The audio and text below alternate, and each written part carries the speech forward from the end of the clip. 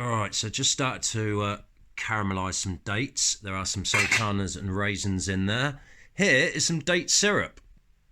600 grams of honey has just oozed down through there, and as you can see, date syrup, 3 of those, 300 grams each, 900. Woo! All right, that's the first one in. Here goes the second one. Squeeze, squeeze, squeeze, squeeze, squeeze, squeeze, squeeze.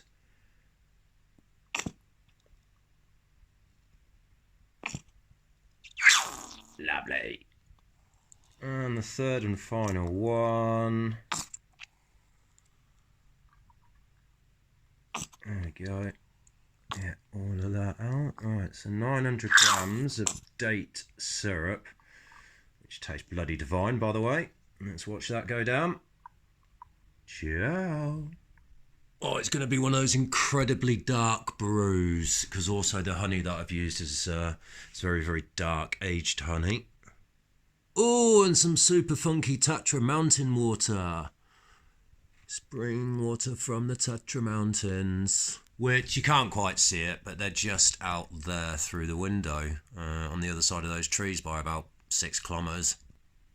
Waste not, want not. That's the honey that I'm just rinsing out with some boiling water, and I need to cool this down. I'll give that another minute just to drop down below 30, which is a nice operating temperature for the yeast. Bulldog, Mead, high alcohol and nutrient. All right, this needs the first shake of its life. Yeah, get some good foamy bubbles going off. Right, so I need about 5 grams of this for this demijohn.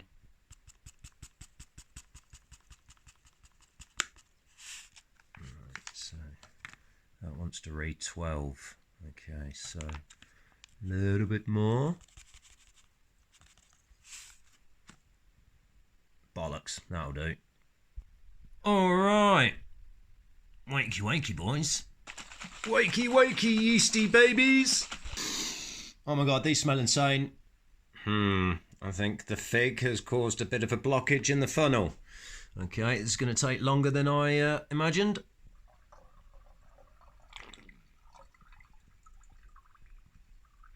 And doing it this way, yeah, it takes time, but it macerates it down, breaks it all up, juices, flavours, easier to get out, and it's going to make for a better brew in the long run.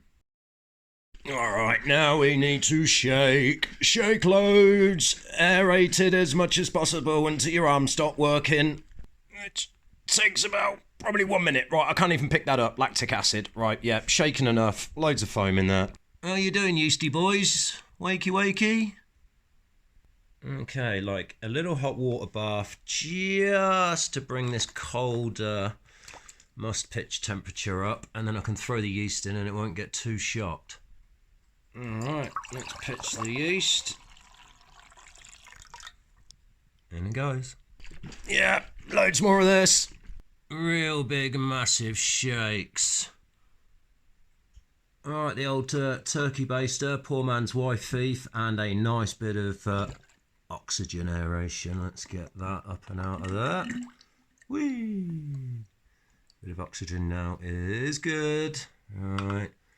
Now the little sciencey part of life. It's probably going to need more. Alright, it's reading 1084. 6, 7, 8. 1084. Alright, date Beauchamel. Date mead. Date honey wine. Especially good for a date night. Okay, 8th of September, 1084 on the specific gravity on the start. The ingredients there.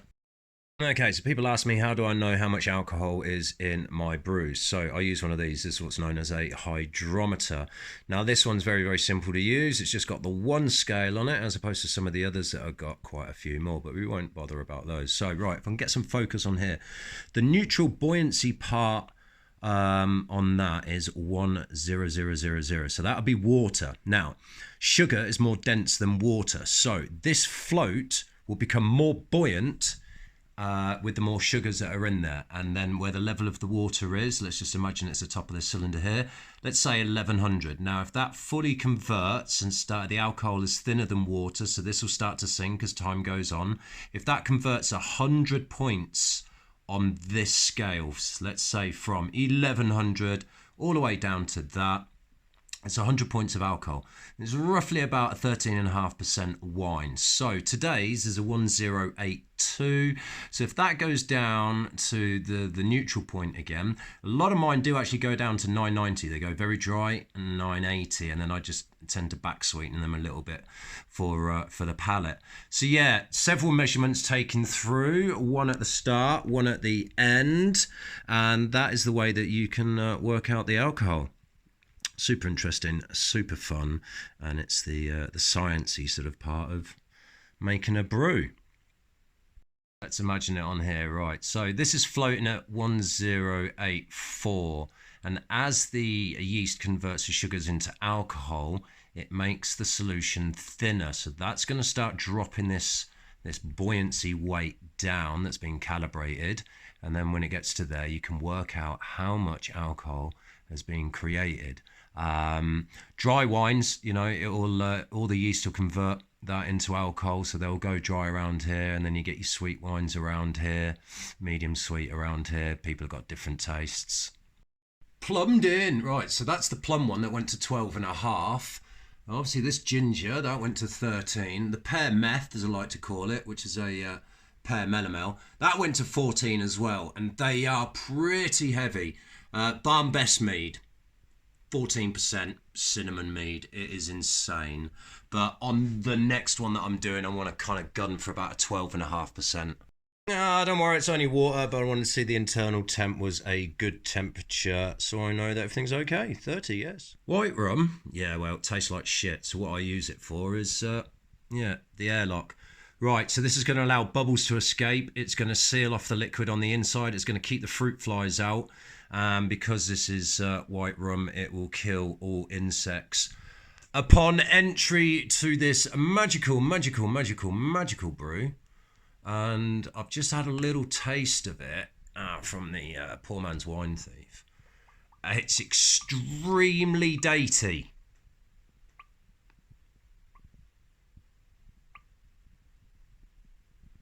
All right, so time for fermentation station, and it is